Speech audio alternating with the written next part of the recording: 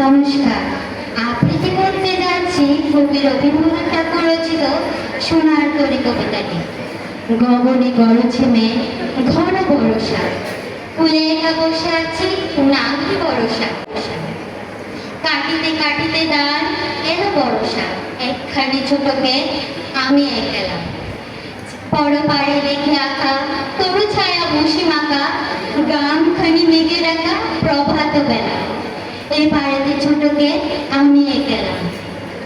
গান গেয়ে তরিবে কে আসে পারে, দেখে যেন মনে হয় চিনিও ধরে। ভরা কাল চলে যায় কোনো দিকে নাহি চার, ঢের বলে নিরুপার ভাঙে দুধারে, দেখে যেন মনে হয় চিনিও হারে।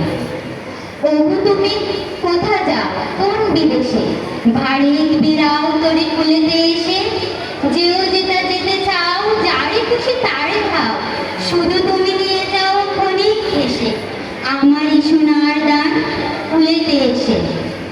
যত চাও তত লও তরণী পরে, আর আছে আর নাই দিয়েছি বলে।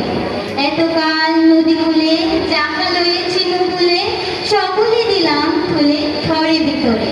এখন আমারে লহ করুণা করে, ঠাই নাই ছোট সে তরি, আমারই সোনার দানে গিয়েছে বলে।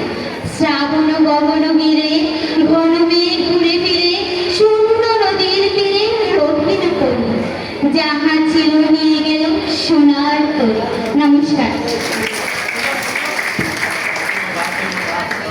ধন্যবাদ প্রিয় শিক্ষার্থী দিবাকে।